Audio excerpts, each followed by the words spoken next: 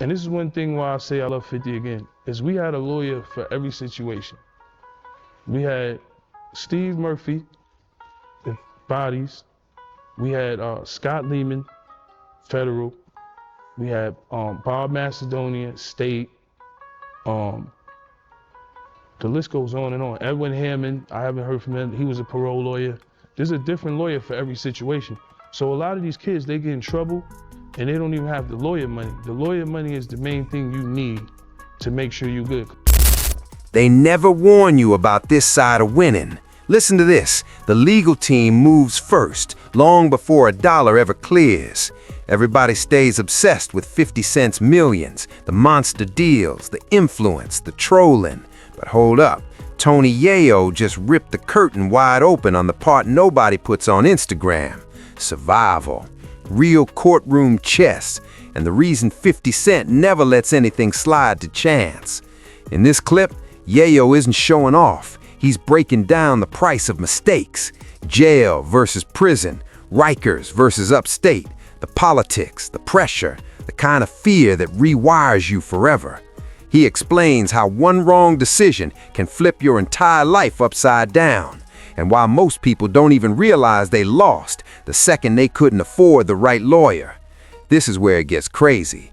Yayo says G-Unit didn't just have a lawyer, they had legal muscle for every possible scenario.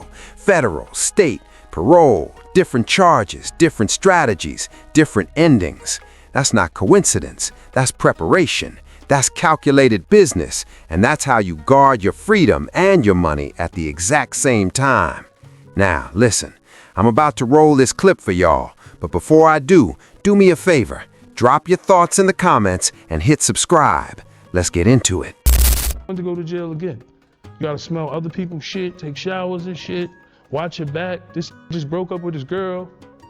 You got gang over here extorting this nigga. You got bucket stolen. Motherfucking cut for cigarettes.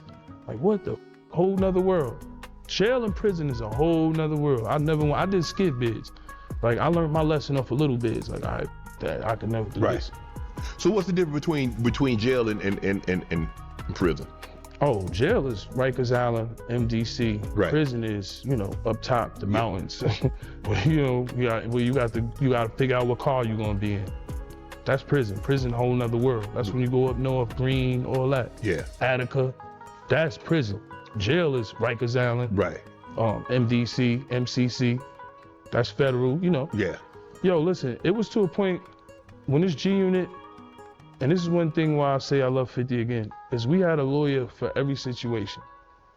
We had Steve Murphy, the bodies. We had Scott Lehman, federal. We had Bob Macedonia, state. The list goes on and on. Edwin Hammond, I haven't heard from him. He was a parole lawyer. There's a different lawyer for every situation. So a lot of these kids, they get in trouble and they don't even have the lawyer money. The lawyer money is the main thing you need to make sure you're good. Because with a legal aid, you're going straight to prison. Oh yeah, you go, yeah. Even if you're innocent. Oh yeah, he gonna what you call him? He gonna bid that. He gonna plead that. He gonna plead that, Yayo. Yeah, there was a lawyer supply for every situation. Yeah, every situation. And I needed one for that. But jail, experience. Prison, I never really went to. Right. I did the shock program. Everybody be like, oh, he went to shock, he didn't go to real jail. That's right, I wanted to get home. Unit was blowing up. We outsold Jay-Z that year. Right. With Beg for Mercy. Right. I remember seeing it in the paper, one of the COs went to.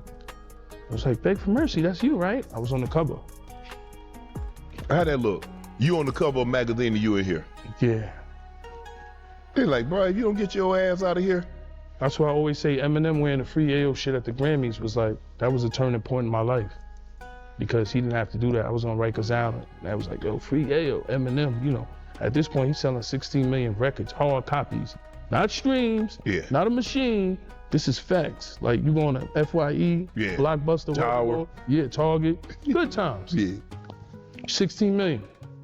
So when M got that shirt on, Free Yayo, are you watching it? I watched it. And they look at you like, yeah, shout out to Tracy McNew and Paul Rosenberg. They called me from Shady, Mark LaBelle, and they was like, yo, make sure you get to watch the Grammys that night.